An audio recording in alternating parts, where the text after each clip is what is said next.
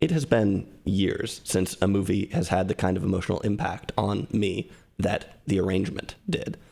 I'm not sure that I've covered any movies on this channel that have hit me as hard, which is a bit weird because this movie has a dismal reputation. It was universally panned when it came out in 1969, and most people don't seem to have changed their mind about that. Now, I have some ideas about why this movie wasn't successful. It could be a rare example of a movie that is better now than when it came out, a movie that is more accessible now than when it came out, a movie that has aged well, sort of. Or I could be losing it. I'm honestly a little hesitant to say it, but The Arrangement may be one of my all-time favorite movies. I'm still processing it. It's still too early for me to really understand it or why it impacted me like it did, but I'll give it a bit of a shot. Let me introduce the movie just some basic details. Let me speculate some about why it was such a flop, and then let me get into why I like it so much. I don't think The Arrangement is super widely known, so I'll give you a few hints about what it is. Like I said, it came out in 1969. It was directed by Elia Kazan. So this is a pretty late movie for Kazan. He only made 2 after it, and his big successes were mainly in the 1950s. The movie stars Kirk Douglas. This is something that for many people defines the movie in a bad way. I'll tell you why a bit later. I think that Kirk Douglas is good in the movie. Deborah Kerr is also in it, as is Faye Dunaway.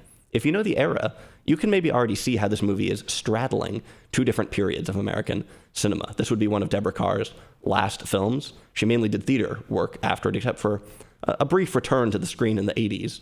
On the other hand, Faye Dunaway, who is 20 years younger, had just been in Bonnie and Clyde and was on the rise. Of course, Bonnie and Clyde, also a movie that really transformed American cinema in a number of ways. This is an iconic Faye Dunaway performance.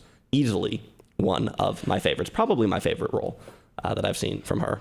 The Arrangement tells the story of Eddie Anderson, an advertising executive who gets tired of his life and gets tired of his long-suffering wife, Florence.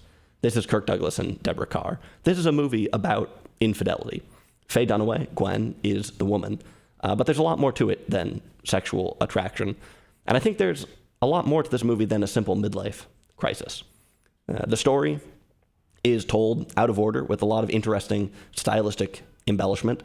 For a time, Eddie's arrangement actually keeps most people mostly happy, but most of this movie is really about crisis. So just as with the cast, you might be seeing traces of both the 1950s and the 1960s in this little description of the plot.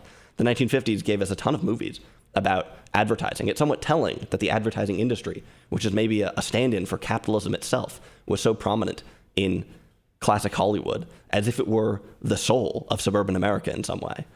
In some ways, this movie reminds me a lot of The Man in the Gray Flannel Suit, which I reviewed on this channel, along with The Horse in the Gray Flannel Suit, one of my more controversial videos.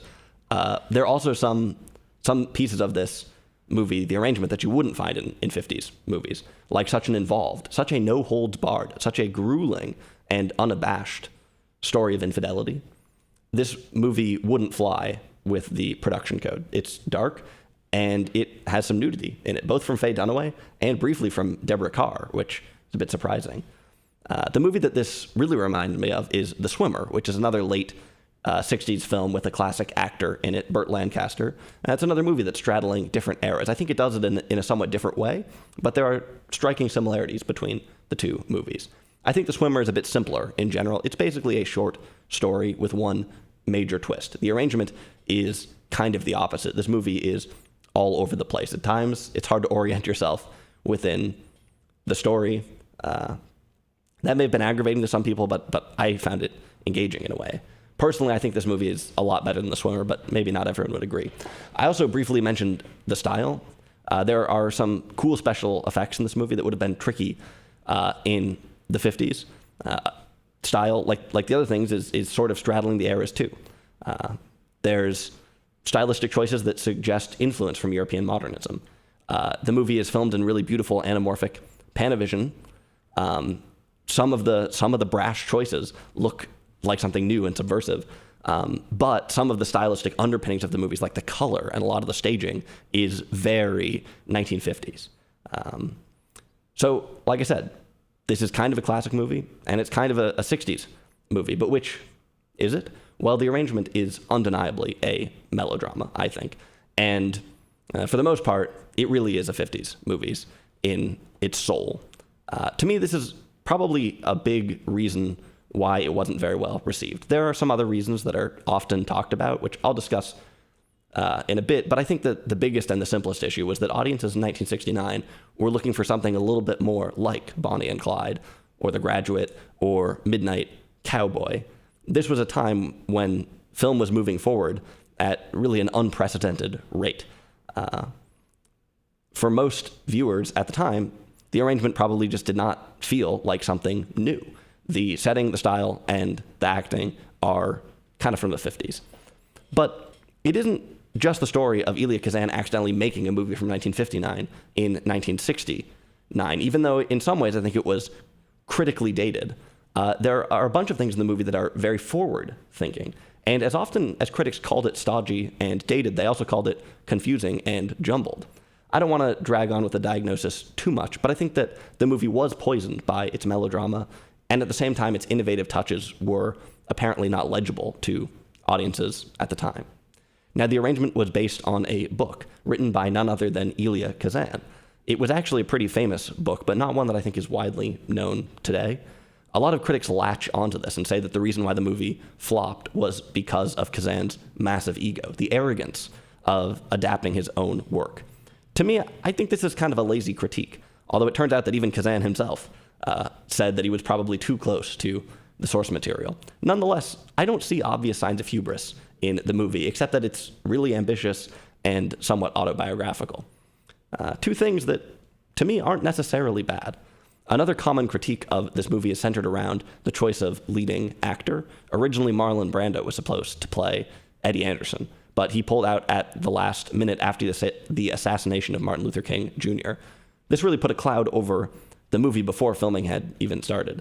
Brando's kind of political stance here really foregrounded the climate of the 1960s, something that this movie isn't in touch with. There's one scene in the film with a Bob Dylan poster in it, and when I saw this, I thought, wait, Bob Dylan isn't famous yet. It's 1959. And then I thought, oh, wait a minute. It's 1969. That's how much this felt like a 50s movie to me. And you can kind of, when Brando comes out and says, look, I don't feel like the thing to be doing right now is making Hollywood movies, and he steps aside from this movie, and the movie comes out, and it is this kind of pretty 1950s thing, you can see how that would not really fit. Of course, some people say that Brando was just using the assassination as an excuse because he'd seen the script and thought it was bad. I don't think that's quite as likely. Either way, it is going to sabotage some people's expectations of the movie. A lot of reviews introduce the film as the movie that Brando wasn't in, which I think is a huge disservice to the movie. Like I said, I think Kirk Douglas is good. I think this would have been a very different movie with Brando in it. So in short, if this movie had come out 10 years earlier, I probably wouldn't be reviewing it because I think it would be famous. I think it would have blown people's minds. But in 1969, it was not what people wanted to see. If you watch this movie today, though, you probably aren't going to have the same qualms that people did back then. Instead, The Arrangement is likely to just feel like a 1950s film that is really pushing the boundaries. To me, it felt like one of the most innovative and ambitious melodramas that I've ever seen. In fact, I don't think anything really comes close. In some ways, I like it too because it represents an alternate history, a different path that Hollywood could have taken between the 50s and the 60s, or between the 50s and the 70s. It's interesting to see all these elements of the classic stuff and all the more subversive things combining in a different way than we're sort of used to. And I'll touch a little bit more on that as we go on. So, to modern audiences, I think relatively accessible.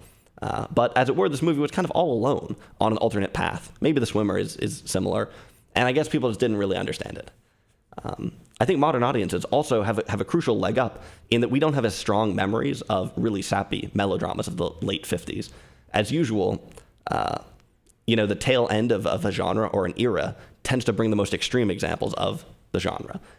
Ironically, these usually coexist with the subversive movies, the new ones that contradict them. You might think about a movie like Written on the Wind, I guess. when the arrangement came out, people would have lived through decades of melodrama, and that probably bogged things down. Today, those melodramas are mostly forgotten, and the people who have seen them have watched them out of cinematic and historical interest, not because they were popular mainstream cinema, not because they were the only game in town. So today's audience is much less likely to fire up the arrangement and say, oh no, not more of this melodramatic stuff, unless you hate melodrama, in which case you probably should skip this one. Having said that, this movie isn't totally accessible today, and the issues are kind of the usual suspects. Eddie Anderson is at the center of this movie, and he isn't exactly a likable character. You do have to empathize with him, though, to watch the movie, I think. Kirk Douglas played a lot of these kind of larger-than-life, urbane, but slightly maniacal characters, and I think it's a legible character, but today, maybe people would just think he's mediocre. There's also one pretty rough scene in the movie that could really unbalance things. Because this is a suburban 1950s film, it might feel kind of regressive in a way because it shows kind of a regressive lifestyle because it's the 50s in suburbia. Well, again, it's not the 50s, but you know what I mean. But I think there's probably more to it than that. Anyway, I don't want to spend all day talking about just the then and now of this movie, although I think it's kind of interesting. But let's talk about the film itself. The arrangement starts out with a pretty elaborate opening sequence. The first shots are conspicuously static. A static shot of the suburbs, a static shot of a huge house that doesn't even fit in the frame entirely, a static alarm clock, and then a finger pushing a button to open up some electric curtains. These aren't the sweeping shots that you usually see in suburban movies where you pan across the neighborhood and see everybody walking around with the cameras flying through or something like that. You don't get a chance to take it all in. It's also not a wandering exploratory shot of a modern interior, another pretty common way to start a movie where a camera will sort of track through a house and look at all the cool stuff they have and look at all the quaint knickknacks, tchotchkes, and whatever. Here it's just static shot of an alarm clock. Here it is, unceremonious. There's also no music in this opening sequence. And yeah, it makes it kind of a grim start. I'll also say that the music in this movie is interesting because that, of course, the music is what puts the mellow in the melodrama, I guess. And this is not a 1950s score at all. I think the music is really interesting and cool. Anyway, like I said, it's kind of a grim start to the movie, or a subdued start. It's an interesting start. When the movie started, honestly, I wasn't even sure I was going to finish this movie. I usually try and give movies about 20 minutes, at least. I wasn't sure I was even going to get that far, but when I saw the opening shots, I thought, oh, there's something a little bit different here. There's something a little bit deliberate here. And it wasn't because of camera movement. It was because of lack of movement, I guess, and just the framing and just the look is cool. Anyway, when the electric curtains slide back, we see the Andersons waking up in their separate beds and getting ready for their day. Twin beds are a staple of classic Hollywood. It was kind of an informal requirement of the production code. Some couples, of course, in real life, slept in twin beds, although I think that was mainly earlier on. And certainly by 1969, you wouldn't expect to see it in Hollywood or in your own bedroom. Eddie wakes up, he takes out his earplugs, he sleeps with earplugs. Florence, on the other hand, sleeps with an eye mask. I like this little detail. There's a lot of nice little details there. Like at one point, we see Eddie's mom go into her old house, and she lights up. She has to do something. She has a little shrine in the closet, and she lights the candle there, and she lights her cigarette, too. There's a lot of nice little moments in this movie. The couple gets up, they give each other a brief peck on the cheek, and then they head off to their separate bathrooms to take separate showers. This introduction tells us a lot about their relationship, but I also think there's a point about modernity and suburbs here. This whole thing, I said the start was a little grim in some ways, but here it's a little bit light almost. It's a little bit comedic, seeing them have completely separate bathrooms. It's a little bit comedic. We listen to radio commercials as they shower and get ready for their day. This includes Eddie's commercial for Zephyr cigarettes. The Andersons eat breakfast outside while watching a television that they have on the lawn. They also have an outdoor toaster. We see the garden tended by some darker-skinned workers. A black cook or maid delivers breakfast. Again, almost seeming like a comedy here and there, but a little on the grim side. On television, the morning news is covering a rocket launch. This is more fitting of 1969, I guess. There's still no music here. Instead, the sound flips between the countdown for blastoff and a bunch of different commercials, flipping but from channel to channel, from station to station. The opening of the movie has a pretty satirical tone. It's kind of a light tone, but not exactly. I can see some similarities here between some of the decadent melodramas of the late 50s, but this is all going to change. When the countdown reaches 0, Eddie pulls into a tunnel. He's commuting to work at this point. He pulls into a tunnel, and suddenly the movie feels a bit different. This tunnel scene feels to me a little bit like a new wave film. Where seconds before we had a cheesy rear projection when he was driving outside, the tunnel scene is actually remarkable. It's a beautiful, beautiful scene. I'm not even sure how they filmed it exactly. Eddie pulls his sports car in between two huge trucks. There's a sea of headlights floating behind him. He takes his hands off the wheel and seems to meditate for a moment. The truck drivers kind of look at him, and he's just sort of sitting there. And then he swerves under one of the trucks and crashes. Apparently, Eddie's trying to kill himself here, which kind of recasts just about everything we've seen so far and starts taking this movie into foreign territory, which is where it's going to stay. We pick things up in the hospital. I'm not going to step through every single scene in this movie, although honestly, I kind of want to. After the crash, the movie is off the tracks. Like I've said, for many people at the time, the movie didn't seem to make much sense, and I can sort of empathize. This is a movie with a lot of extremes and not much in the way of traditional story structure or plot arc. The movie jumps around in time. The style is all over the place. At one point, for instance, the film throws in a few comic book kapows. It's sometimes hard to tell exactly if what you're seeing on screen is real. Sometimes it's obvious that it's not. There's lots of imagination in this movie. There's ghosts, people transiting time travel, all kinds of interesting stuff. And again, I think at the time, it may have just been a little bit too much. It was an odd mix of the movie being too melodramatic, but also being a little bit too weird and just off the wall, and not off the wall in the way that other subversive movies at the time were off the wall, I guess. I'm not going to tell you that every single trick in the movie is great. There are some gimmicks here and there. There are some head-scratching moments.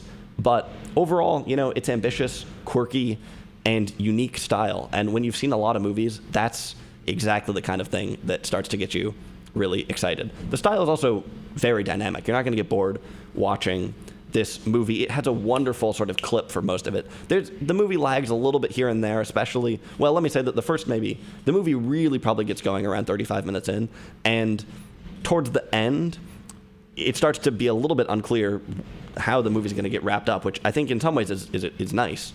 But there's a couple scenes that drag a little bit. For the most part, though, this style really keeps things ticking over. Of course, I didn't start out this review by saying that this is a movie that looks cool. It does. But this movie will forever come to mind for me as an emotional experience.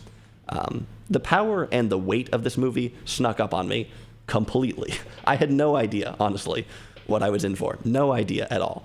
It starts out as a bit of a comedy, like I was saying. Once we get to the hospital, it's clear that things will be darker. It's clear now that the toaster on the lawn, the television, first thing in the morning, are not being shown to us as the virtuous American life, but are somehow hollow and unfulfilling. I think things really start to move when we see just how many emotional threads are in this movie. For instance, Eddie, before too long, returns home to convalesce at his house. He's not talking. He's sort of wandering around, staring off into space. At some points, Eddie doesn't give much in some ways. In some ways, this character's not very dynamic. We start, at this point, to see more scenes with Florence. In a lot of 50s movies, including The Man in the Gray Flannel Suit, which I generally like, the wives rarely get an authentic emotional life. If they have qualms, if they have conflicts, they tend to sort of stand for more general social or cultural interests or political ones or whatever. They sort of tend to stand in for morality or something like that. Here, we get a number of scenes with Florence talking to the family analyst, the psychiatrist. And these scenes are a little bit melodramatic, but they're strong. Deborah Kerr is really good in this movie, I think, and her character is interesting. In some ways, knowing only how to show her love and how to express herself in traditional terms, which is maybe an interesting meta comment on some of the characters that Kerr has played in the past. You feel for her as a long-suffering character, but you also wish maybe that she would be a little more liberated. The psychiatrist sort of implies that the attempted suicide was partly her fault, the result of a domestic imbalance. He also tells Florence that she should leave Eddie for her sake, and that she's putting up with too much, that's something other women would not. She says no. She wants to stay. She says she'll wait it out. So this is a complicated exchange, and that's not even all the dynamics in this one little scene here. It's a complicated exchange, and this is just one piece of the movie. It turns out that every shard, every part of the story, has a similar batch of conflicts and complications. In the beginning, there was an arrangement, but when that breaks down, almost every aspect of life starts to disintegrate, and it's overwhelming. I think that's one of the main words I'd use to describe this movie, is that it's overwhelming. Like I said, it's hard to figure out your allegiances to Florence exactly. The same is true for Eddie. In some ways, you want to root for him for turning his back on his old life and trying to find something that's true, even if that something is sort of vaguely represented by a young woman, which I do feel like is a little bit of a cliche for the time. The Swimmer also suffers from this. Eddie stands up to his work having advertised cigarettes. This movie is actually sort of remarkably decisive about its anti-smoking rhetoric in some places. At the same time, Eddie makes a lot of selfish choices. He doesn't seem to care about Florence at all. He does more and more erratic things. This is in some ways a movie that steers into moralism, but also one that completely confounds it. It has sort of moralistic themes, like balancing the corporate world with something else. The idea that you should be pursuing some pure form of love. The challenges of handling parental expectations. The challenge of overcoming childhood trauma. Lots of stuff about gender roles. Lots of stuff about corporate life. It's interesting, actually.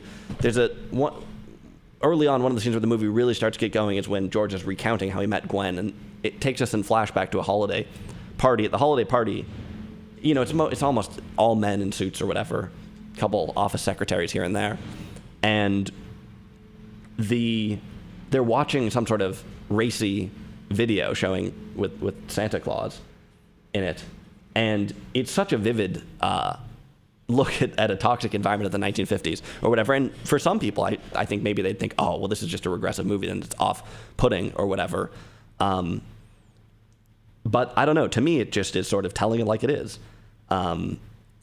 That's when we sort of first see Gwen's character in full force. And I got to tell you, Faye Dunaway is electrifying in this movie. And it's not just her look or whatever, but her demeanor and her just sort of almost coldness, matter-of-factness, her ghost-like qualities in this movie are something else.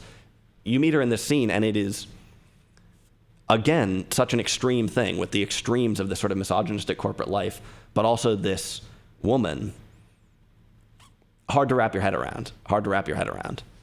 Anyway, lots of these bigger themes, capitalism, modernity, all these things. But if you think that any of these tensions are going to be resolved, if you think you're going to get some moralistic understanding of why Gwen is working in a place like this, or how she puts up with it, or if it's good that she should, or if not, or if you think that you're going to pick a side between Florence and Eddie, or if you think that you're going to celebrate if Florence leaves him, or if you think that she will, or you think that she won't, good luck. This movie is, more than anything else, overwhelming. And yeah, as the movie goes on, I think things just get more and more screwed up, really. The arrangement that once stood just seems more and more impossible. This movie ends with a lot of open wounds. even though this movie is about people in a very different stage of life to me, a lot of these wounds felt deeply relevant to my life. Of course, questions about balancing corporate life and something bigger plagued my generation as much as any other. That turns out to be an inevitable part of being a capitalist, I guess. I'm not near a midlife crisis, but I am at a stage in my life where I worry about settling into something that is not really what I want. Of course, it's a bit of an illusion to think that there is a life that is something that's best for you, that there is something you want. But still, you can ask yourself how you avoid going down this road where you find yourself in your own arrangement, in a nice house, but just one step away from a completely broken life. In some ways, this movie is glued to the 50s, but it still feels pretty darn relevant. So look, honestly, I need more time to really understand this movie. That's the quirk of the week-long reviews. I need more time to understand its effect on me. Of course, if I took much more time to do this video, I would probably get completely lost in it, within the folds of the movie and of life. That's why there's still no Breakfast at Tiffany's movie, no Great Beauty review, no Godard's Contempt review, the movies that have really sort of defined my life in some ways.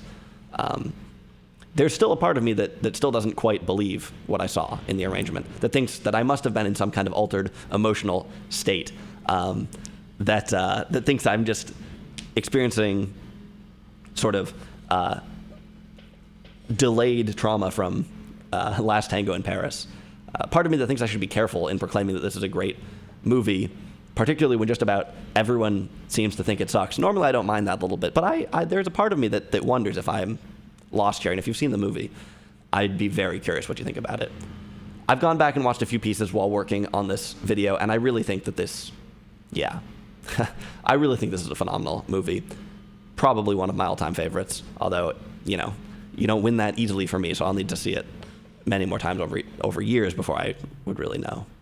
It's not perfect. Like I said, there's a lot of places where the pacing is slightly weird, but nonetheless, I was astounded by this movie. I thought that last week's movie, Last Tango in Paris, would be the one that might change my life, and that this would just be a trivial end piece to Kazan's career, but it turns out that this is the one that I will be thinking about. That said, we have some really serious movies, some very serious movies coming up on the channel, and let's see if they can top the arrangement.